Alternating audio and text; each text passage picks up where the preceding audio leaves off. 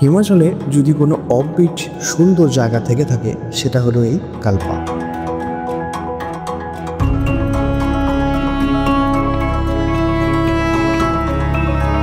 স্কুলের সামনেই mountain view.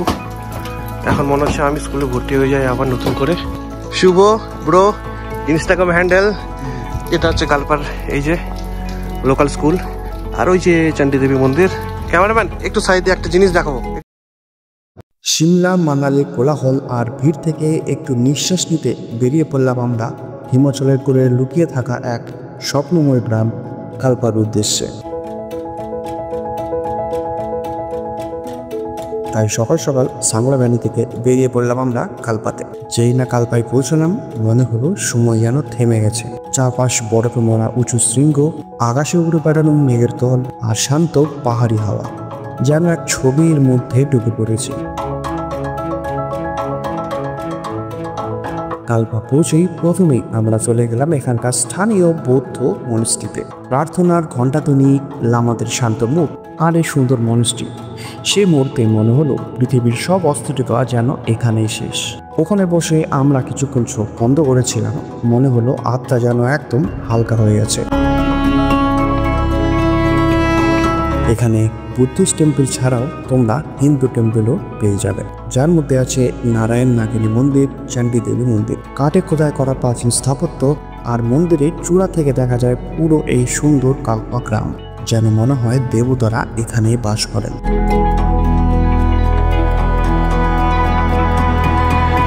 পথে পথে গ্রামবাসীদের হাসিমুখ, কাঠের বাড়িগুলো এক অন্যান্য স্থাপত্য এই কালপা গ্রামে। সব মিলিয়ে কালপা যেন একটি সুন্দর জায়গা নয়, একটি সুন্দর অনুভূতি। এখন চণ্ডী দেবী মন্দির থেকে বেরিয়ে এটা হচ্ছে কালপার লোকাল স্কুল। এই যে স্কুল দেখতে পাচ্ছ, আর এই যে উডেনের ফ্রেম করা আছে জানলা দরজার, কাজ চলছে, আবারও তো বন্ধ।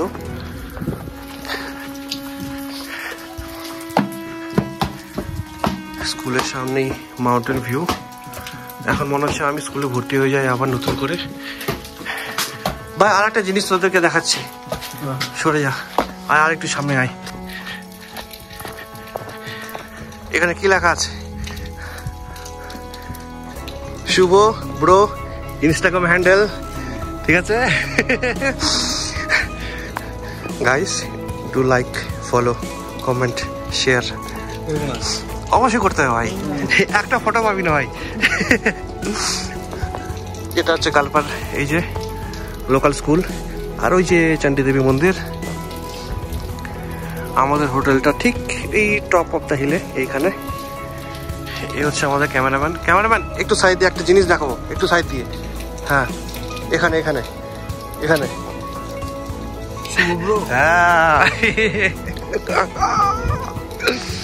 কিন্তু দেখি একটু পরে আমাদের ট্যাঙ্কি খালি হয়ে গেল, তাই চলে গেলাম এখানকার রেস্টুরেন্টে দুপুরের খাওয়া দাওয়া সারতে। এখানে বলে রাখি কালপাতে কিন্তু আছে লিমিটেড খাবারের দোকান, আর সেগুলোর প্রাইসও কিন্তু একটু বেশি আছে বাকি জায়গার তুলনায়। কালপার মনিস্ট্রিও দেখে নিলাম, কিন্তু এবার যায় কোথায়? তার ড্রাইভার ভাইয়া বললো চলো তোমাদেরকে নিয়ে যাই আরও একটি সুন্দর রহস্যময় জায়গাতে। তাই আমরা সুন্দর পাহাড় দেখতে দেখতে চলে গেলাম। গিয়ে জানতে পারলাম সেটার নাম সুসাইড পয়েন্ট। নামটা শুনে বুক কেঁপে উঠলেও জায়গাটা যে কতটা অভাবনীয় সুন্দর তা ভাষায় বলা যায় না। মাথা ঘোরানো উঁচু খাড়া পাহাড়ের কিনারা, নিচে গভীর ঘাট, আর সামনে অনন্ত বরফে ঢাকা পর্বত শ্রেণী।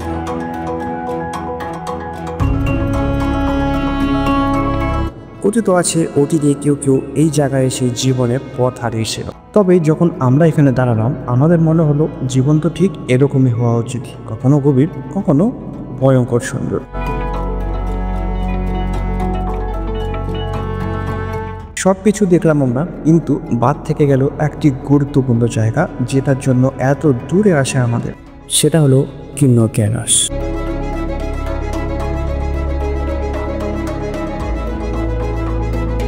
পরের দিন আকাশ ছিল একদম পরিষ্কার, তাই দেখতে পেয়ে গেলাম আমরা হোটেল থেকেই কিন্নর ক্যালাশ।